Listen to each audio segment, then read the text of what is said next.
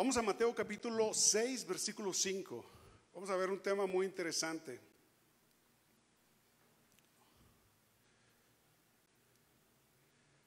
Mateo 6, capítulo 5.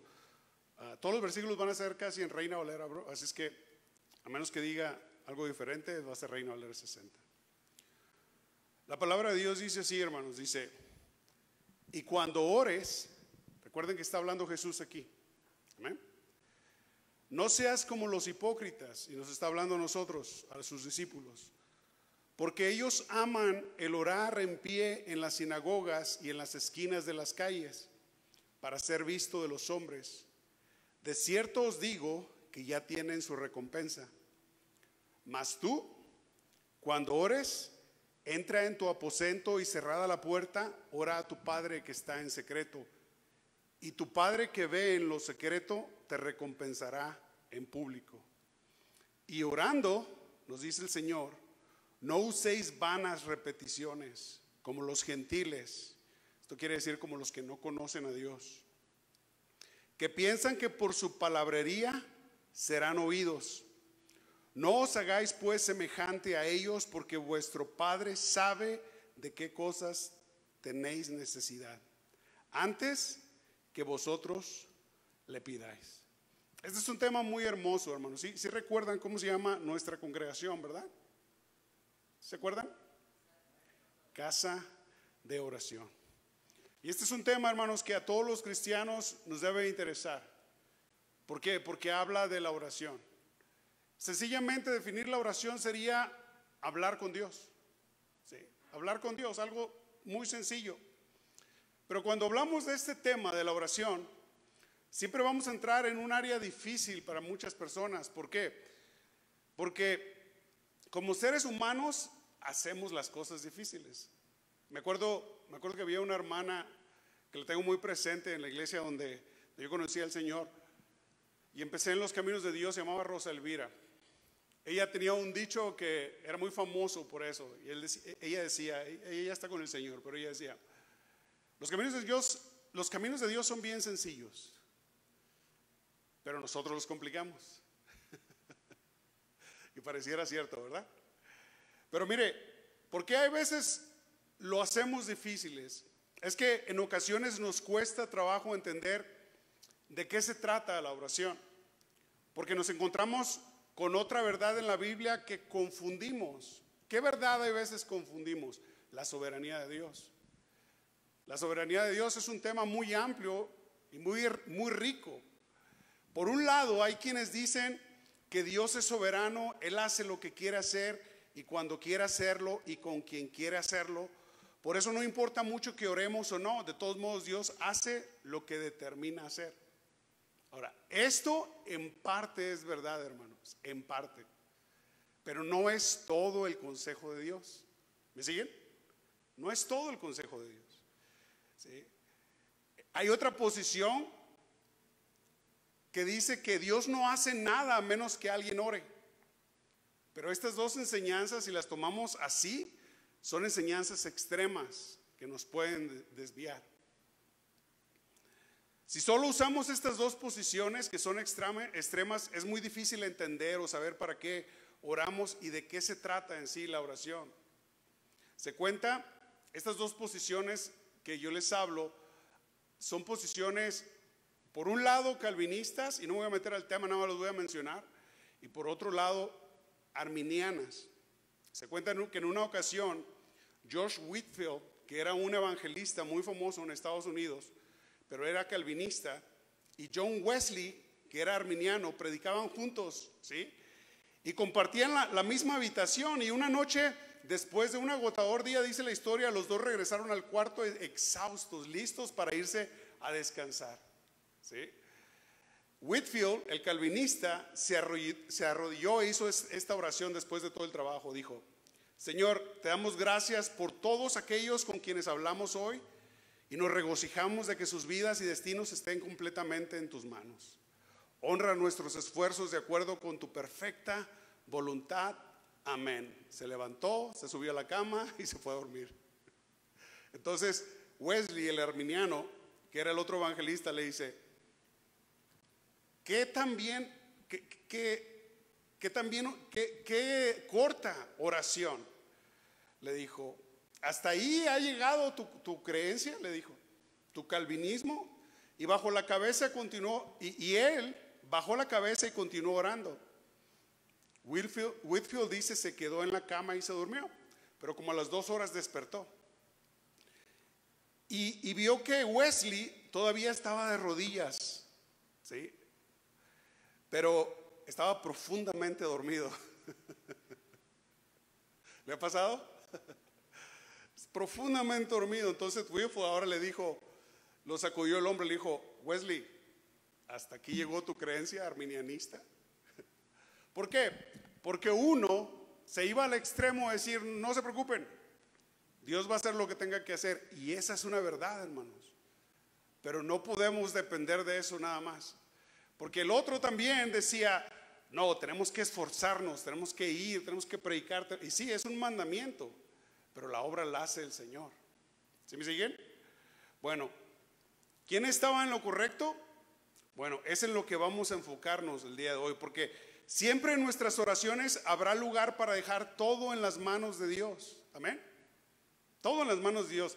Y también va a haber lugar para esforzarnos por una petición que tenga un peso en nuestro corazón. ¿Sí? Hay oraciones, hermanos, que nosotros estamos constantemente haciendo. Yo no sé usted, pero yo todos los días oro por mis hijas.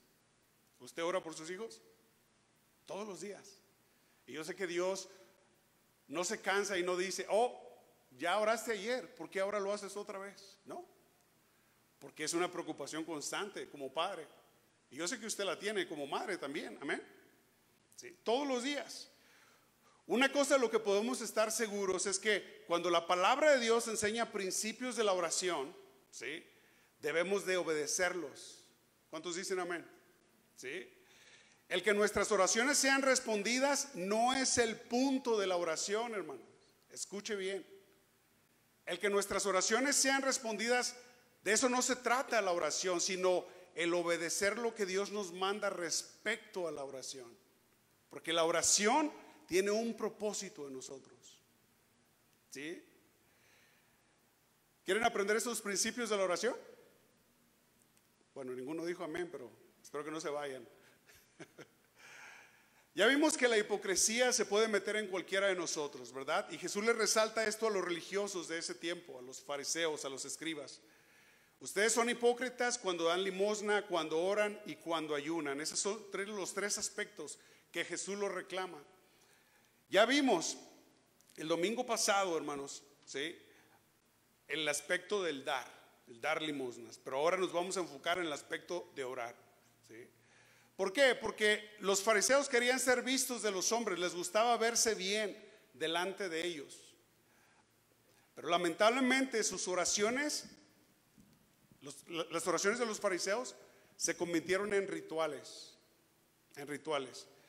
Y cuando el rito reemplazó el deseo genuino de orar por tener una comunión con Dios, entonces se corrió un grave peligro de caer en una monotonía, en una religiosidad, ¿sí? Perdieron el deseo de tener la comunión con Dios. Entonces las oraciones se hicieron vanas, se volvieron vacías. Era como nada más cumplir. Mire, yo sé que usted viene cada domingo a alabar a Dios, amén. Ese es su principal deseo, ¿sí o no? Y espero que lo tenga siempre bien claro, hermanos, que ese es nuestro principal deseo: venir y adorar a Dios, exaltar su grandeza, bendecirle, ser edificados por su palabra. Eso es lo primero por lo que estamos aquí. E involucra muchas cosas de nuestra parte, pero el deseo genuino de nuestro corazón es ese: alabarle, bendecirle, orar, exaltarle, ¿sí? Entonces, la mayoría aquí de nosotros viene de entornos donde las oraciones eran ritualistas, ¿sí?, donde formaban parte de una liturgia que llevaba una secuencia. Al menos yo de ahí vengo, de ahí salí. Un tiempo específico donde decir cierta respuesta en oración era lo que era correcto en la liturgia del servicio, y también la manera y cuando orábamos de cierta forma, con repeticiones o con fórmulas que ya nos habíamos aprendido. Pero podemos seguir haciéndolo así aún como cristianos, ¿sabía? Aún como cristiano. ¿A cuántos de nosotros no se nos ha enseñado? Y no digo que esté mal, hermano, no. Pero si nada más usamos el mismo versículo, ¿no son repeticiones? ¿Verdad que sí? ¿A cuántos de nosotros en la noche no se nos enseñó, en paz me acostaré? ¿Ya ves? ¿Sí? Y son repeticiones, ¿sí o no? No digo que no sean eficaces, no. No. Pero lo que estoy diciendo es que podemos caer en lo mismo. Veo que esto es un peligro, el que hagamos ese tipo de ritos también, si no estamos conscientes de lo que estamos orando. ¿Se acuerdan de que cuando nosotros pasamos algún peligro o viene alguna acechanza del enemigo o estamos en alguna circunstancia, qué salmo se nos viene? El que habita el abrigo del Altísimo. ¿Sí? Y empezamos a orar. Entonces, sí es bueno que tengamos la palabra de Dios, es bueno, pero no lo hagamos un rito, hermanos. No lo hagamos un rito, no lo hagamos una repetición sin sentido, no. ¿Por qué? Porque el Señor busca siempre una relación en nosotros. Todos podemos caer en esta ritualización de la oración, donde no le damos la importancia que tiene. Por ejemplo, todos los días a los judíos, el pueblo judío y a todos aquellos que eran judíos, por la mañana y por la noche tenían que repetir una oración que se llamaba el Shema. El Shema. ¿Qué es el Shema? Bueno, era una oración de Deuteronomio 6, del 4 al 9, Deuteronomios 11, del 13 al 21 y Números 15, del 37 al 41. Eran 20 versículos que todos los judíos se tenían que saber de memoria. 20 versículos. Pero ¿sabe qué? Se repetía a cierta hora en la mañana, normalmente a las 9, y a cierta hora en la noche, normalmente a las 9. ¿Sí?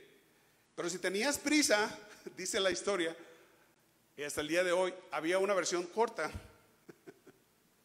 Qué cosas, ¿no? Había una versión corta. Y la oración entonces se convirtió en un rito y dejó de ser una comunión personal e íntima con Dios. Que eso es lo que es la oración, hermanos. ¿Sí? Dijo un famoso predicador, yo entiendo en su vida de oración, decía, yo entiendo que la oración principalmente es cuando yo me comunico con Dios.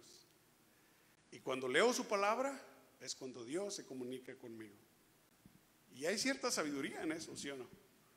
Entonces, había otros que no les importaba ser honestos, no les importaba ser vistos, lo que querían era terminar rápido, ¿sí? Y seguir con su vida diaria, con sus ocupaciones, con sus compromisos. Y ahora lo hacían, estas prácticas las hacían rápido. Entonces, a estos que solo querían cumplir con el compromiso, balbuceaban, hacían las oraciones rápidas, según.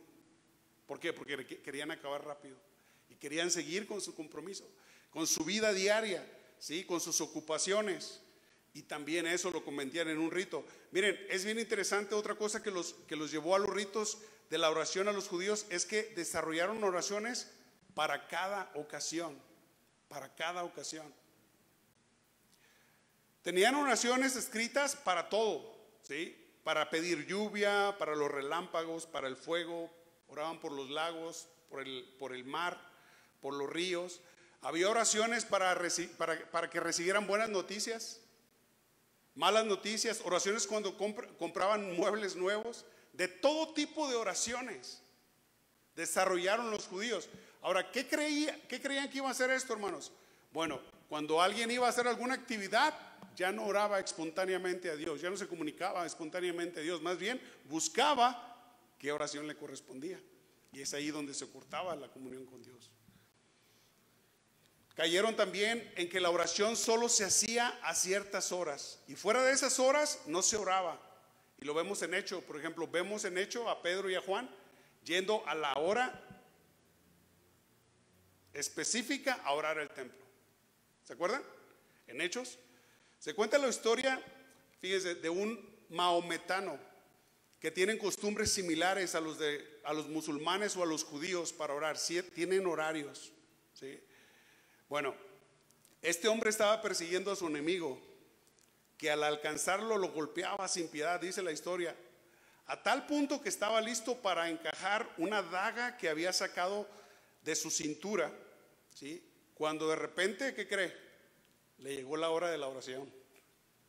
¿Y qué cree que hizo? Sacó su tapete, porque ellos traen un tapete, lo puso, se hincó, oró rápido, y cuando terminó de orar fue y lo mató. ¿Qué sentido tenía la oración? Nada, era un rito.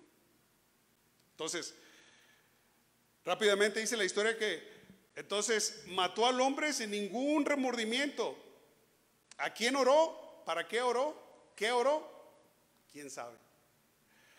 Otro error en el que se cayó es que, como muestra de su espiritualidad, las oraciones entre más largas, más espirituales. ¿Ustedes conocen a alguien así? Que hace oraciones bien largas y usa palabras bien complicadas.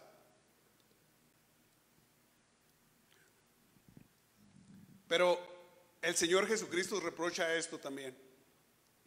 Vamos a analizar el texto para ver lo que Jesús reprocha específicamente a estos, ¿sí? Que podríamos decir que es el peor, que estas cosas que acabamos de mencionar es lo peor. Ojo aquí, hermanos, está hablando Jesús. Vamos a Mateo 6:6 y vamos a desglosar este texto. Mateo 6:6, Reina Valera. Y cuando ores, no seas como los hipócritas, porque ellos aman el orar. Hasta ahí suena bien, ¿sí o no? Ellos aman el orar. ¿Cuántos aquí aman orar, hermanos? ¿Amén? ¿No? ¿Ningún amén? Bueno, lo bueno es que sí se están moviendo las cabezas, ¿verdad? Sí. Pero no, ellos no amaban el orar, ¿sí? Ellos aman el orar, dice el versículo, en pie en las sinagogas y en las esquinas de las calles para ser vistos de los hombres. ¿Podemos ver por qué estaban orando? ¿Podemos ver lo que había en su corazón? Había en su corazón un deseo de reconocimiento, ¿sí? No les importaba a Dios, les importaba que los demás los vieran. El verbo ser vistos viene de una palabra que en su raíz habla de poner un espectáculo, ¿sí? Por ejemplo, estar en un teatro. Y tiene sentido porque la palabra hipócrita dijimos que significa ¿qué? ¿Se acuerdan? Actor. Actor. Entonces, les gustaba que todos los vieran y escucharan cuando ellos oraban. Y aquí Jesús está revelando el punto central del por qué los hombres oraban. Ellos tenían un motivo equivocado para ser vistos de los hombres. Nosotros como cristianos debemos recordar, porque es algo que me supongo que ya sabemos, hermanos, debemos recordar que nuestras oraciones deben de ser ofrecidas a Dios y no a los hombres. Cuando alguien ora, debe de orar para Dios y no para los hombres. Amén. Porque cuando oras para que los demás te escuches, ya te perdiste del propósito de la oración. Y quiero que noten algo importante en esto. La oración no nos envía, ¿sí? no nos evita la lucha contra nuestra carne. ¿Lo pueden ver en el texto? Ellos amaban el orar, pero ¿por qué lo amaban? Porque carnalmente les encantaba que los hombres los vieran. Estaban haciendo una cosa espiritual, ¿sí? Con motivaciones carnales. ¿Qué cosas? Qué sorprendente. Y la oración no nos pone en un lugar seguro donde todo es santo y perfecto, no. Incluso en los momentos de oración podemos tener una lucha en la carne o una lucha espiritual, ¿sí? Vamos a Lucas 18:11, por favor.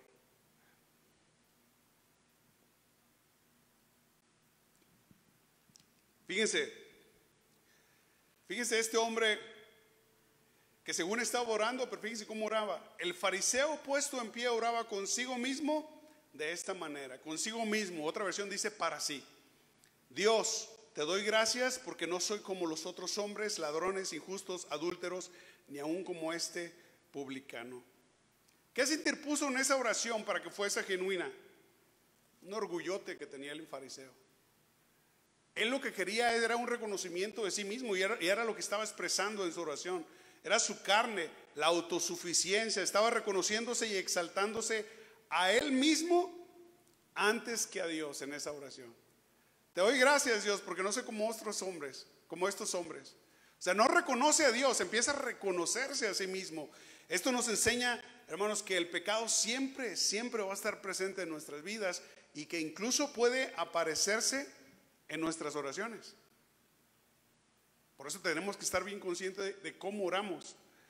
Miren, si no me creen, analicemos esto. Hay dos momentos en la vida de Jesús que la Biblia nos muestra en donde experimentó la mayor tentación de su vida. Dos cosas, ¿sí? Dos momentos que vemos claramente en la palabra de Dios. El primero fue en el desierto, ¿se acuerdan? Al inicio de su ministerio. Y el segundo fue en el huerto de Getsemaní. ¿Se acuerdan de los pasajes? En ambos episodios Jesús estaba teniendo una comunión muy íntima con el Padre.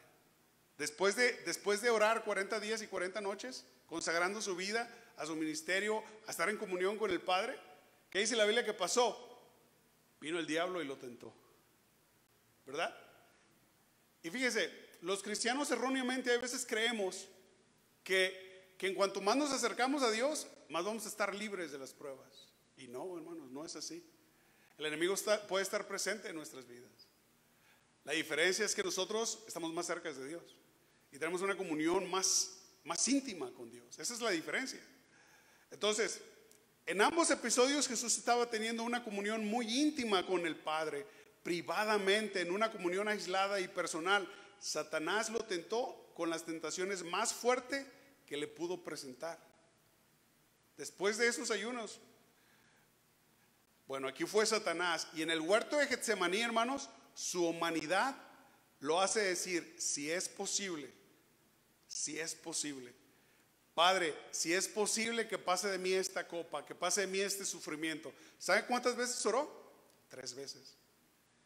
3 veces oró el Señor diciendo.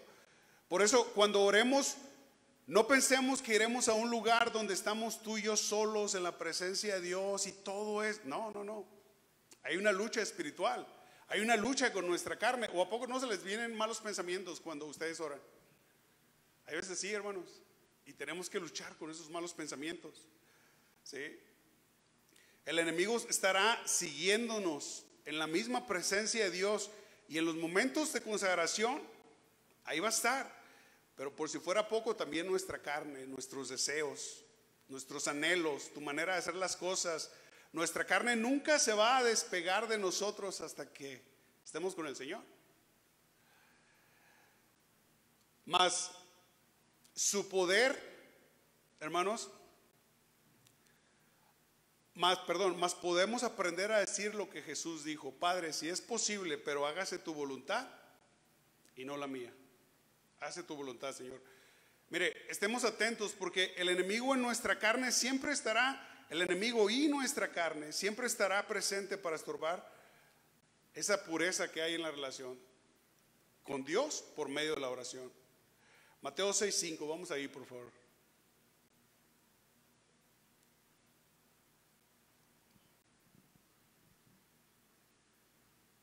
La recomendación de Jesús: y cuando ores, nos está hablando a nosotros, no seas como los hipócritas, porque ellos aman el orar en pie en las sinagogas y en las esquinas de la calle para ser visto de los hombres. De cierto os digo que ya tienen su recompensa. Jesús les está diciendo: tengan cuidado de que la oración no sea egocéntrica, que no se trate de ti. Tengan cuidado. Pero una palabra diferente que usa Jesús aquí es calles. Se menciona en Mateo 6:2, pero significa ahí callejón o avenida. Aquí en Mateo 6:5 significa lugar amplio o plaza abierta. ¿Por qué la diferencia? Jesús lo dice: para ser visto de los hombres. ¿Sí? ¿Podemos ver la motivación? Hay una motivación en ellos de un egocentrismo. Cuando oremos, estemos seguros que estamos hablando con Dios, hermanos, y no que nuestra finalidad sea quedar bien con los hombres. La Biblia no condena la oración pública, condena la oración centrada en uno mismo. De cierto os digo que ya tienen su recompensa. Lo que el hombre les da, los aplausos, el reconocimiento, oh, qué maravilloso, eso es su recompensa. Ahora, vamos a la enseñanza de Jesús, Mateo 6:6. Mas tú cuando ores, y ahora sí, esto es la advertencia, pero esto es la enseñanza para nosotros. Entra en tu aposento y cerrada la puerta, ora a tu Padre que está en secreto, y tu Padre que ve en el secreto te recompensará en público. ¿Saben qué me llama la atención de este versículo? Y despierta un amor un amor por Dios. En este versículo específicamente, la palabra secreto. Hay cosas que nosotros en secreto hablamos con nuestros familiares, con nuestros amigos, pero después nos damos cuenta que pues ya no es secreto, ¿verdad? Pero aquí no. Dios dice que guarda el secreto, que guarda el secreto. Todo lo que yo oro a Dios queda entre Dios y yo. Y eso es hermoso, porque tenemos en Dios un confidente fiel, un amigo fiel. Aparte de ser nuestro Dios, Él nos escucha y guarda ese secreto. Tú y yo podemos tener amistades o familiares en los que confiamos, pero como les decía, los secretos de repente ya no son secretos. Dios por medio de la oración entonces conoce nuestro corazón, conoce nuestras intenciones y sabe y ve lo que está bien y lo que está mal. Porque hermanos, a veces cuando nosotros vamos a orar pensamos que todas nuestras oraciones son correctas y no es así. Ahorita lo vamos a ver. No es así. ¿Cuántos de nosotros, por ejemplo, hermanos o esposos, hemos orado, Señor, cámbiala? Y a lo mejor el Señor que te quiere cambiar es a ti. ¿Sí? Señor, cámbiala, transfórmala. Y sacas una lista, ¿verdad? Ya es un milagro en ella. O las esposas, ¿verdad? También pueden tener ese tipo de oraciones. Señor, cámbialo, mira, transfórmalo. Si Él, y sacas una lista, y no. Y puede que el problema no sea él o ella, sino que el problema seamos nosotros. Puede que tu oración no es sincera delante de Dios, porque si fuera sincera, Dios ya te hubiera ministrado a ti primero en esa oración, que estás ahí en ese momento de comunión con Él para que las cosas vayan siendo claras en cuál es el propósito de Dios de toda esa situación. Ve a lo secreto, ve a tu cuarto, donde solo tú y Dios saben lo que pasa, en lo secreto, donde no puedes impresionar a nadie, solo a Dios. Eso es, entra en tu aposento. Esa es una recomendación muy hermosa, hermanos, porque en lo secreto, hermanos, es allí donde Dios nos conoce. Digo, Dios nos conoce y sabe cómo andamos, pero en lo secreto, ahí nos damos cuenta que no podemos engañar a Dios. ¿Qué le vamos a decir a Dios? ¿Mentiras? ¿En serio? ¿Cómo vamos a orar a Dios? Esta palabra entra en tu aposento. La palabra esa, aposento, se usaba para referirse a un almacén donde guardaban los tesoros. Entra en ese almacén donde vas a encontrar tesoros que solo Dios quiere mostrarte. Tesoros que te van a enriquecer en lo espiritual. Tesoros que encuentras cuando buscamos a Dios, hermanos. Nada más. En el aposento, en la intimidad, en la soledad con Dios. Por eso, otra recomendación de Jesús en la oración, Mateo 6:7. Y orando, no uséis vanas repeticiones, como los gentiles que piensan que por su palabrería serán oídos. Déjame leerle la traducción lenguaje actual, Mateo 6:7. Dice: cuando ustedes oren, no usen muchas palabras, como hacen los que no conocen verdaderamente a Dios.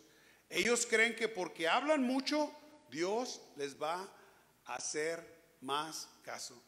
No nosotros. Me hace recordar la manera pagana en que los profetas de Baal oraban. ¿Se acuerdan de la historia? Estaba Elías y los profetas de Baal.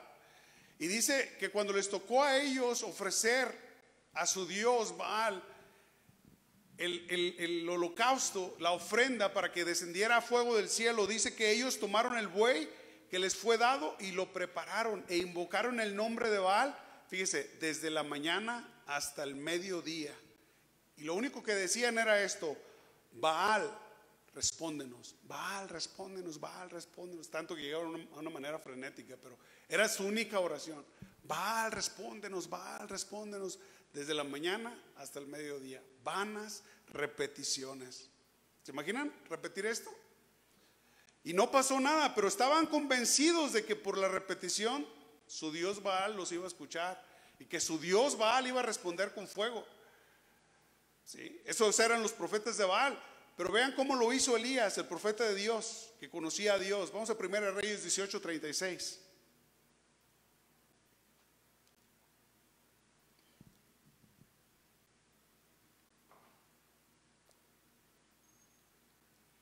Dice: cuando llegó la hora de ofrecer el holocausto, se acercó el profeta Elías y dijo.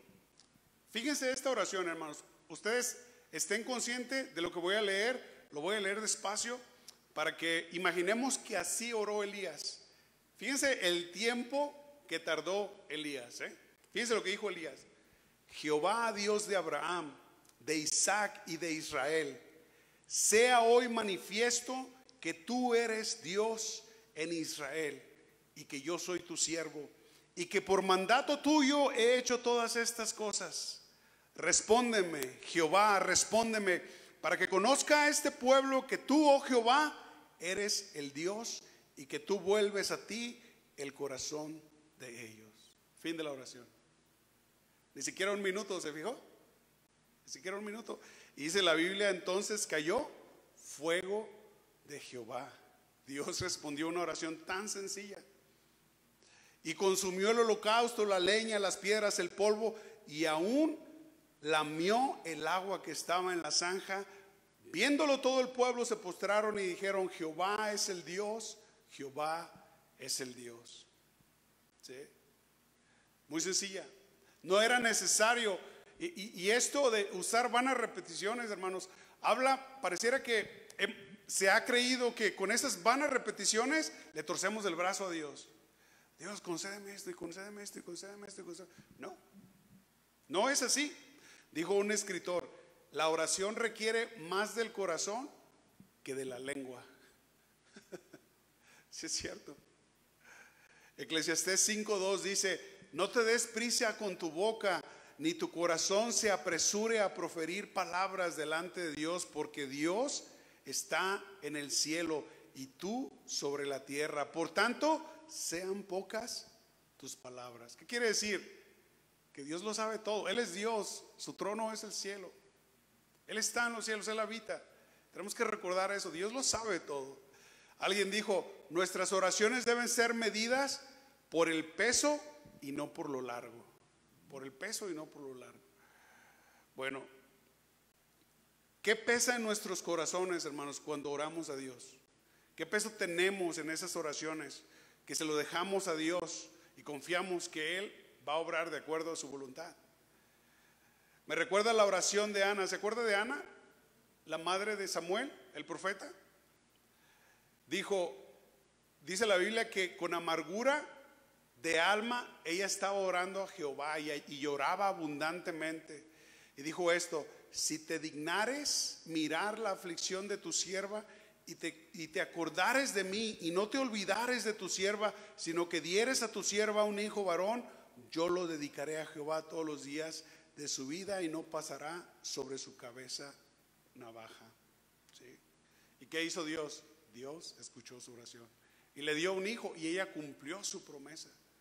Pero tenía un peso en su corazón. ¿Por qué? Porque era algo que le dolía, era algo que ella quería, un deseo anhelante. ¿Y saben por qué Dios se lo concedió? Porque era conforme al propósito de Dios. Porque miren lo que dice después en el versículo 8, Mateo 6:8.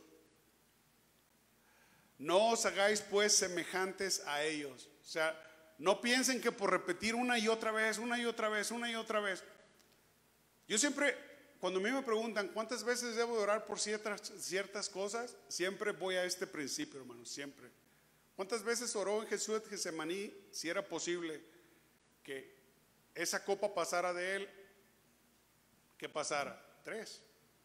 ¿Cuántas veces oró Pablo en su aflicción? Señor, quita este aguijón de mí. 3. Ahí hay un principio.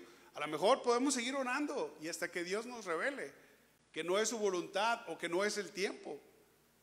Pero hermanos, no tenemos un Dios sordo para usar vanas repeticiones, no.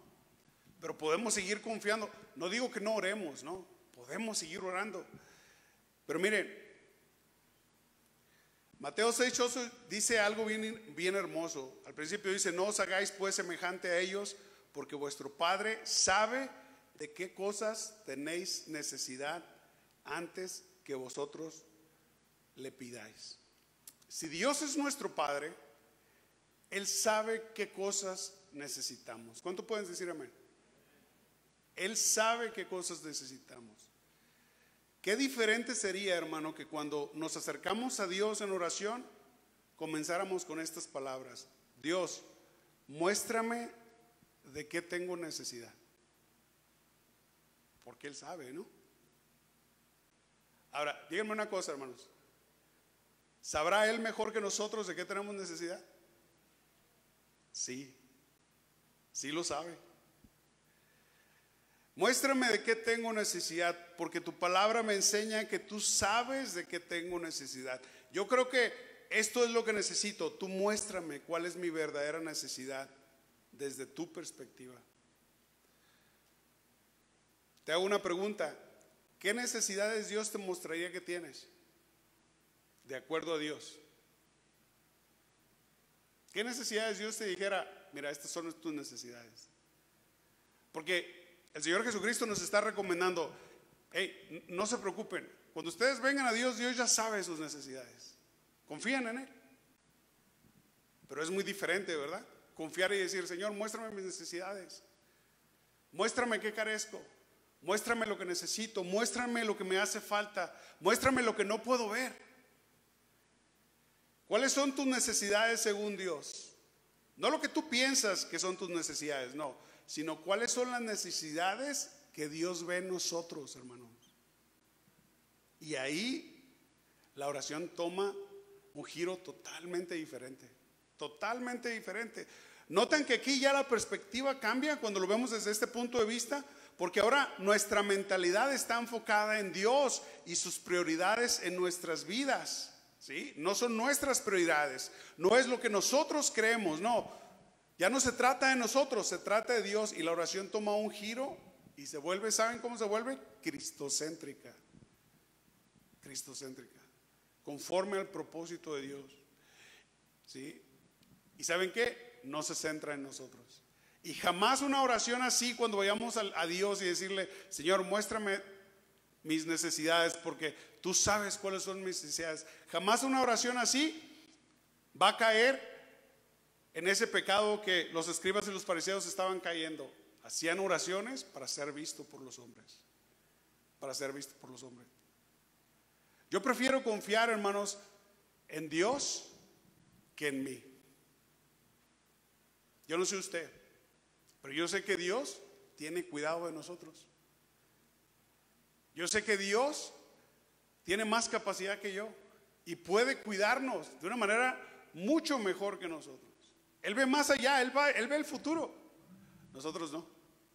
Dios sí. Sería bueno entonces, cuando vengamos a Dios en oración, decir, Señor, muéstrame qué necesidades tengo. No qué necesidades creo yo tener, no, qué necesidades ves tú en mí. Porque Dios, hermanos, entonces nos va a mostrar las verdaderas necesidades, porque Él es fiel y justo y Él hace maravillas en nosotros. Póngase de pie, por favor. Este solamente es como una introducción a este tema de la oración, porque si usted ha leído la enseñanza, Mateo 6, la palabra de Dios después habla del Padre Nuestro. Y esta es una oración, hermanos, maravillosa, perfecta, que viene de Jesús, viene del corazón de Jesús y nos da un modelo de cómo orar. Nos da un modelo de cómo orar. Pero primero nos sentamos una base. ¿Cómo quieres orar, hermanos? ¿De acuerdo a lo que tú piensas que necesitas o de acuerdo a lo que Dios ve en ti que necesitas? Es una buena pregunta. Es una buena pregunta que nosotros podemos hacernos. Porque tú piensas, tú crees que tienes ciertas necesidades. Pero pregúntale a Dios qué necesidades tienes. ¿Qué necesidades ve Él en ti? Y entonces las cosas cambian. ¿Sí? Vamos a orar. Señor, te damos gracias por tu palabra y gracias porque yo sé que tienes un propósito en estas enseñanzas, Padre. Cada una de estas enseñanzas, Padre, habla a nuestro corazón y yo te pido en el nombre de Jesús que que lo que hayas hablado a nosotros, Señor, atendamos. Dios, gracias. Gracias porque siempre estás dispuesto a escucharnos. Siempre podemos ir a ti, Señor. Podemos entrar confiadamente ante el trono de gracia. Venir a ti con cualquier necesidad, con cualquier aflicción. Venir a ti, Señor, con cualquier problema, con cualquier situación, Señor. En tus manos pongo a mis hermanos, Señor, porque cada uno de nosotros estamos en una etapa de nuestra vida diferente, otros similares, Señor, pero cada uno de nosotros somos diferentes y tenemos distintas necesidades que solo tú conoces, Dios. Te pedimos, Señor, que esta enseñanza nos motive a buscarte en toda confianza, Señor. Nos motive, Señor, a depender de ti más, a acercarnos confiadamente ante ti, sabiendo que obtendremos respuesta a nuestras oraciones cuando son de acuerdo a tu voluntad. Sabiendo, Señor, que es un privilegio, Señor, es un privilegio tener a un Dios que nos escucha, que nos responde por medio de su Espíritu Santo, por medio de su palabra. Señor, gracias. Gracias por esta herramienta que es la oración. Gracias porque nos has abierto una puerta espiritual, Señor, una entrada libre a ti. Gracias. Y fomenta en mis hermanos, Señor, el deseo de orar constantemente. Es un tema muy vasto, Señor, y el Padre nuestro nos enseña acerca de esto. Te pido en el nombre de Jesús, Señor, que hagas conforme, Señor, a tu deseo, a tu voluntad en nuestras vidas, y que lo que hayas hablado en nosotros, Señor, lo selles en nuestro corazón, en nuestra mente, en el nombre de Jesús. Gracias, Señor.